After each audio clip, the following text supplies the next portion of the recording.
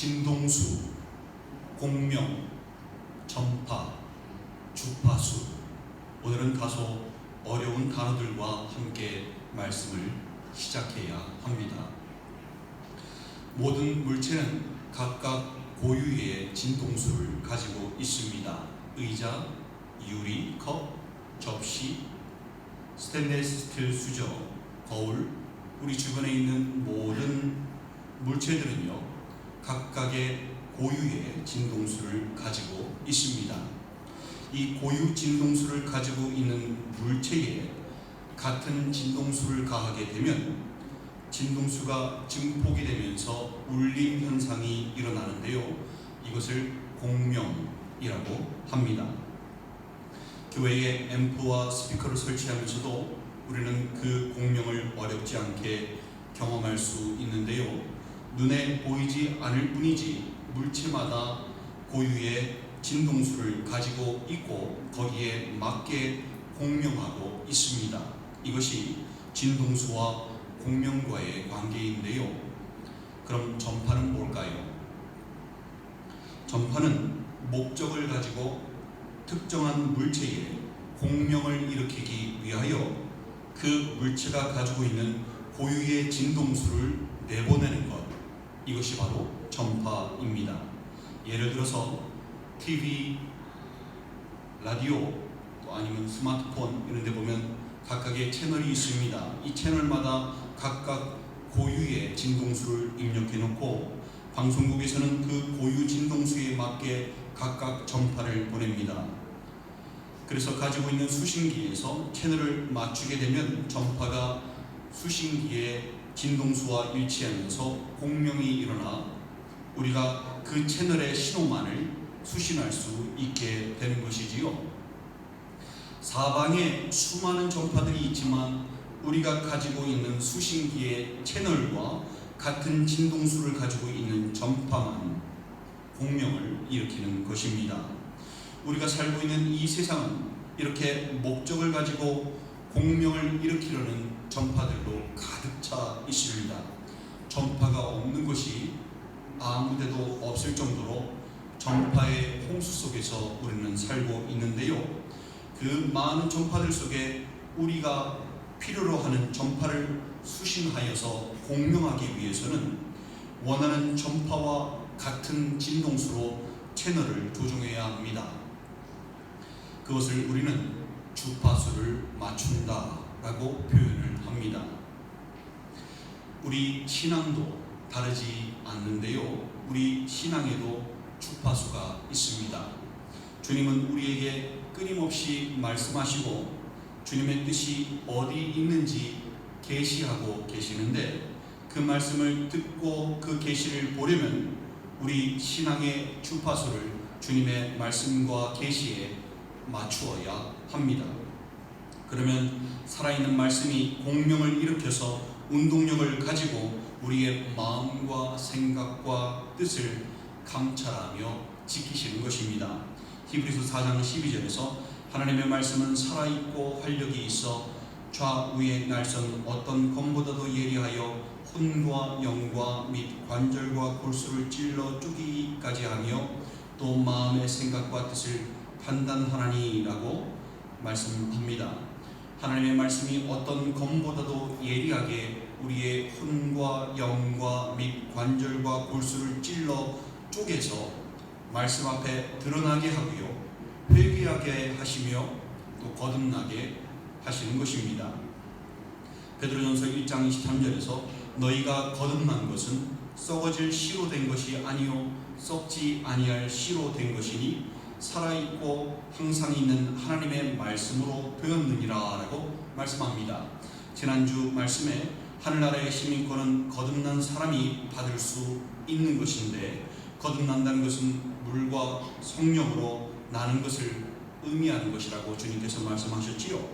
방금 전 말씀에서도 우리가 거듭나는 것은 살아있고 항상 있는 하나님의 말씀으로 되는 것임을 말씀하였으니 그 물과 성령이 모두 말씀과 연관되어 있음을 알 수 있습니다. 말씀을 통해서 회개하고 씻겨지며 물이 씻기듯이 말씀을 통해서 회개하고 씻겨지며 또 말씀을 통해서 성령을 받게 되는 것입니다. 사도행전 10장 44절에 보면 베드로가 이 말을 할 때에 성령이 말씀 듣는 모든 사람에게 내려오시니 라고 말씀합니다. 사람들이 말씀을 듣다가 회개하고 성령을 받은 것입니다. 하나님의 말씀은 이렇게 힘이 있고 능력이 있습니다. 모든 세계가 그 말씀으로 지음을 받았다는 것을 여러분 잊지 마셔야 합니다. 히브리서 11장 3절에서 믿음으로 모든 세계가 하나님의 말씀으로 지어진 줄을 우리가 아나니 보이는 것은 나타난 것으로 말미암아 된 것이 아니니라 라고 말씀합니다. 말씀으로 천지를 창조하신 하나님의 능력이 우리 안에서 공명을 일으켜 역사하며 우리를 감찰하고 우리를 깨끗하게 하며 우리를 새롭게 하고 우리를 올바로 주장하며 우리를 힘있게 하고 우리를 살아있게 하는 것입니다. 이것이 모두 주님의 말씀에 주파수를 맞출 때 시작되는 것입니다. 우리 신앙생활이 이 땅에서의 천국생활이 되려면 주님께 우리의 신앙의 주파수를 맞춰야 한다는 것을 여러분 깨달으시기 바랍니다. 그런데 많은 신앙인들이 주님께 그 신앙의 주파수를 맞추지 않습니다. 그리고서는 하는 말이 주님이 침묵하신다고, 자신의 기도에 침묵하신다고, 자신을 돕지 않으신다고 불평을 합니다. 자신의 삶이 어렵고 힘들 때 뭐 하셨냐고 불평을 합니다. 이게 믿음의 대가냐고, 이게 착하게 살려고 한 결과냐고 따집니다. 주님이 잘못하신 것일까요? 아닙니다.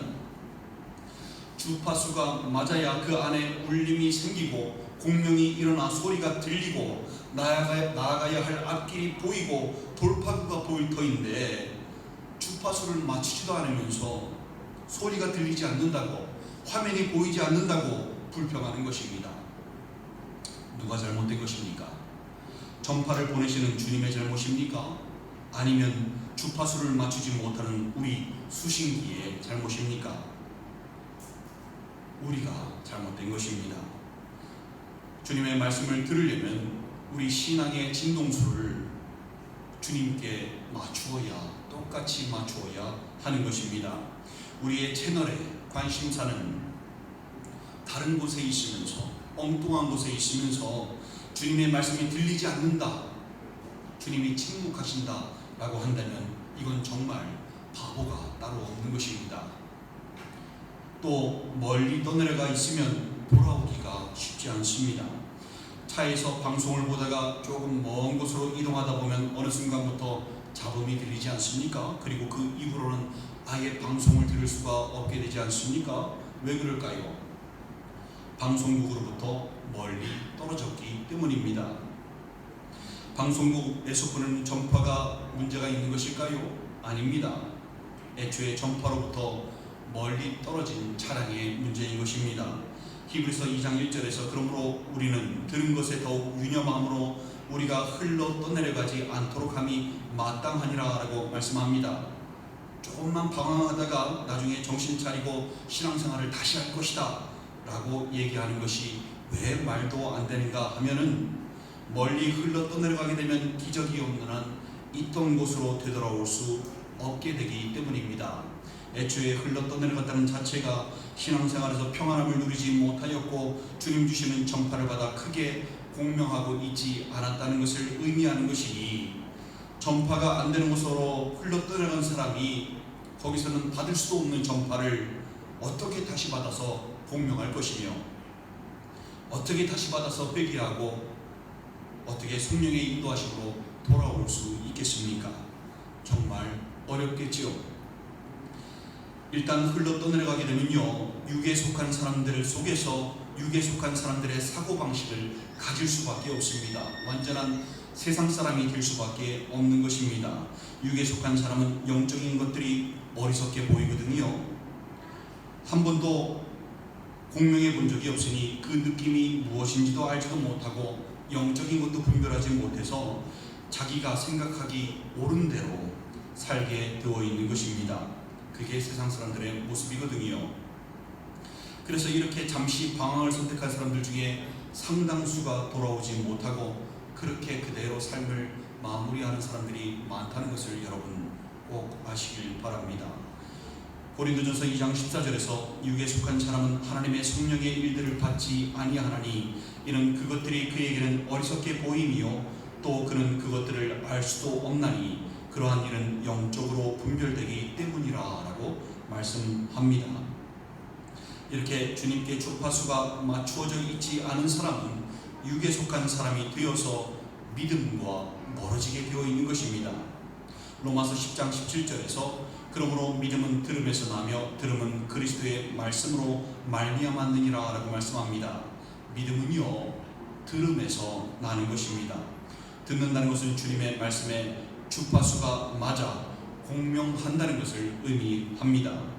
주님의 말씀은요 시간과 공간을 초월하여서 항상 우리에게 말씀하고 있었습니다.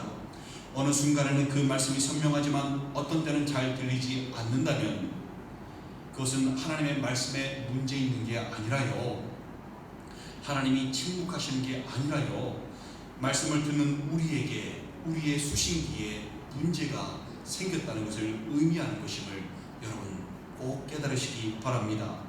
세상에서 분주하게 살다 보면 주님의 말씀을 잊고 살아갑니다. 세상 일에 치이다 보면 주님을 잊고 살아갑니다. 삶에서 어려움을 만나고 실패를 경험했을 때 그때야말로 주님께 주파수를 맞추고 그 말씀에 귀를 기울이고 공명을 해야 하는데 자신의 어려움과 문제와 실패에 온통 주파수를 맞추려고 하니 힘 있는 사람에게 주파수를 맞추려고 하니 세상적인 방법에 주파수를 맞추려고 하니 더더욱 하나님을 잊고 살게 되는 것입니다. 사무엘상 3장에 보면요 하나님께서 사무엘을 처음으로 부르시는 장면이 나옵니다. 그때 대제사장인 엘리가 있었음에도 불구하고 하나님은 사무엘에게 말씀하셨습니다. 사무엘상 3장 1절에 보면은 뭐라고 말씀하는가 하면 아이 사무엘이 엘리 앞에서 여호와를 섬길 때에는 여호와의 말씀이 희귀하여 이상이 흔히 보이지 않았더라 라고 말씀합니다. 왜 하나님의 말씀이 희귀하여 이상이 보이지 않았을까요? 왜 사람들이 능력이 하나님의 말씀을 경험하지 못했던 것일까요? 하나님께서 엘리에게 말씀하지 않으셨던 것일까요? 아닙니다. 오히려 그 반대입니다. 하나님께서 계속해서 전파를 보내시는데 엘리 제사장이 그 전파에 주파수를 맞추지 못했던 것입니다. 그래서 대제사장을 통해서 전달되어져야 할 말씀들이 전달되어지지 못한 채 말씀이 희귀하고 계시가 흔히 보이지 않게 되었던 것입니다. 실상 그가 하나님으로부터 멀리 흘러 떠내려 왔었다는 것을 알 수 있는데요. 하나님께서 사무엘을 불러다가 하신 말씀이 무엇입니까? 사무엘상 3장 11절에서 13절 말씀인데요. 여호와께서 사무엘에게 이르시되 보라 내가 이스라엘 중에 한 일을 행하리니 그것을 듣는 자마다 두 귀가 울리리라.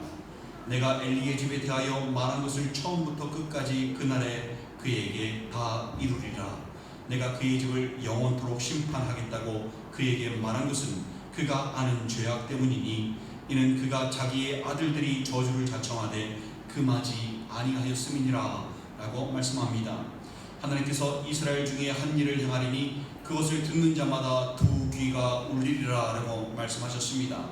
어떤 일인가 하면 엘리의 집을 영원토록 심판하시겠다고 하시는 것인데요. 그 원인은 엘리의 아들들이 저주받을 짓을 자청하고 있는데 그것을 금하지 않았다는 것입니다. 엘리의 두 아들 홈니와 비느하스는요 제사장들이었으면서도 그들은 하나님을 몰랐습니다. 사무엘상 2장 12절에 보면 엘리의 아들들은 행실이 나빠 여호와를 알지 못하더라 라고 말씀합니다. 사무엘상 2장을 봤더니요 그들은 어떤 짓을 저질렀는가 하면 하나님의 예물을 도둑질했습니다. 제사를 우습게 알았습니다. 성전 회막문에서 수종드는 여인들과 동침하였습니다. 엘리는 이 사실을 모두 알았습니다. 그런데요 그는 하나님의 분노로 나아가지 않고 그들을 파직하지도 않았고 금하지도 않았던 것입니다. 하나님의 일보다 자식이 더 중요하고 더 가치 있게 봤던 엘리 제사장의 잘못이었던 것입니다. 그도 그렇게 죄와 타협하며 흘러 떠내려갔던 것입니다. 그러니 하나님께서 하시는 말씀에 주파수를 맞출 수 있었겠습니까? 못 맞췄겠지요. 아예 흘러 떠내려가서 말씀을 듣지 못하고 말씀도 전하지 못하는 그러한 상태가 되지 않았겠습니까? 그러니 심판이 예정되었던 것입니다. 오죽하시면 하나님께서 아직 어린아이인 그 어린아이인 사무엘을 불러다가 이 끔찍한 심판의 말씀을 그를 통해서 말씀하셨겠습니까? 그렇게 엘리의 집은 멸망하였습니다. 회개할 기회가 그 뒤로도 있었는데 그들은 여전히 변화되지 못하였고 그렇게 살았습니다. 들은 말씀에 공명하고 회개하고 변화가 일어나야 하는데 그들은 그 말씀에 주파수를 맞추지 못하니 변화하지 못했던 것입니다. 이 말씀은요, 시간과 공간을 초월하여서 지금 이 시대를 살아가는 우리에게도 주시는 말씀입니다. 내가 이스라엘 중에 한 일을 행하리니 그것을 듣는 자마다 두 귀가 울리리라 라고 말씀하셨던 것처럼 우리에게도 이 말씀에 두 귀가 울리고 가슴이 울려야 합니다. 우리가 엘리 제사장처럼 멀리 흘러 떠나려간 사람일 수도 있고요, 우리가 홈리와 비느하스처럼 하나님의 말씀에 한 번도 공명해 본 적이 없는, 행실이 나빠 주님을 알지 못하는 그러한 사람들일 수도 있습니다. 우리는 다 제사장들입니다. 주님께서 십자가에 못 박아 돌아가신 뒤로 우리는 많은 제사장들이 되었습니다. 우리 각각이 직접 하나님의 성소에 들어갈 수 있는 존재가 되었다는 것을 잊지 마시기 바랍니다. 그런데 아직 주님과 주파수를 맞추지 못했다면 그 제사장이 제대로 된 제사장이겠습니까? 홈리와 비나스 같은 사람이 될 수밖에 없는 것입니다. 행실이 나빠 주님을 알지 못하는 자가 되는 것입니다. 만약 그렇다면 여러분, 엘리의 집안이 어떻게 심판받았는지 사무엘상 말씀을 잘 읽어 나가시면서 두 귀가 울리고 가슴이 울려서 여러분 안에서 공명하고 회개하며 주님 앞으로 되돌아오시는 그러한 기적이 있으시기를 간절히 소망합니다. 여러분, 주님께 주파수를 맞추시기 바랍니다. 주님은 우리에게 지금도 말씀하시고요, 그 말씀으로 우리의 삶을 정말로 가치 있게, 아름답게, 능력 있게 만드시길 원하십니다. 그리고 흔들리지 않게 만드시기를 원하십니다. 주님의 전파에 여러분의 주파수를 맞추시기 간절히 소망합니다. 문제는 어떻게 맞추냐이겠지요. 정말 어떻게 주님께 주파수를 맞출 수 있을까요? 억지로라도 말씀을 읽어나갈까요? 힘들어도 꾹 참고, 말씀이 이해 안 돼도 꾹 참고 읽어나가야 할까요? 기도하기 싫은데 억지로라도 참고 기도해야 할까요? 그건 아닙니다. 말씀을 읽는 것도 중요하고 기도하는 것도 중요하지만 우리의 중심을 보시는 주님께서 우리가 보기 싫은 말씀을 억지로 읽는 것을 보고, 하기 싫은 기도를 억지로 하는 것을 보고 기뻐하실까요? 과연? 그렇게 하는 것은 신앙생활이 아니라 노동생활 아니겠습니까? 여러분은 여러분과 얘기하기 싫은 상대가 여러분과 얘기하기 위해서 억지로 그냥 기쁜 표정을 지으면서 오는, 대화하기를 원하지도 않는데 여러분과 대화를 시도하는 사람과 기쁘게 대화할 수 있겠습니까? 없을 것입니다. 주님도 마찬가지이십니다. 우리가 억지로 말씀을 보고 억지로 기도를 한다면 주님의 마음도 불편하실 수밖에 없는 것이고, 차라리 하지 마 라고 하시겠지요. 우리가 말씀을 보고 기도를 해야 하는 것이 당연한 것이지만 그 전에 선행되어야 하는 것이 있습니다. 뭐냐 하면 주님께 주파수를 맞추는 방법이기도 한데요, 그게 뭐냐 하면 바로 오늘 말씀에 그 방법이 나옵니다. 제가 오늘 말씀을 다시 읽겠습니다. 나의 영혼이 잠잠히 하나님만 바라며 나의 구원이 그에게서 나오는도다. 오직 그만이 나의 반석이시요 나의 구원이시요 나의 요새이시니 내가 크게 흔들리지 아니하리로다. 나의 영혼아 잠잠히 하나님만 바라라. 물은 나의 소망이 그로부터 나오는도다. 오직 그만이 나의 반석이시요 나의 구원이시요 나의 요새이시니 내가 흔들리지 아니하리로다 라고 말씀합니다. 이 말씀이 들어간 찬양도 있지 않습니까? 많이 부르시기 바랍니다. 주님께 주파수를 맞추는 방법은 바로 주님을 바라는 것입니다. 우리의 구원과 소망이 주님으로부터 나옴을 알고 주님만이 우리의 반석이시고 우리의 구원이시고 우리의 요새이심을 알고 주님을 잠잠히 바라는 것입니다. 그러면 주님께서 말씀으로 붙드시고 크게 흔들리지 않도록, 아니 아예 흔들리지 않도록 붙드시는 것입니다. 이것이 주님께 주파수를 맞추는 방법인 것입니다. 주님은 예레미야서 29장 12절 14절에서 분명히 너희가 내게 부르짖으며 내게 와서 기도하면 내가 너희들의 기도를 들을 것이요 너희가 온 마음으로 나를 구하면 나를 찾을 것이요 나를 만나리라 라고 말씀하셨습니다. 온 마음으로 주님을 구하면 주님을 찾을 것이고 주님을 만나리라 라고 말씀하셨습니다.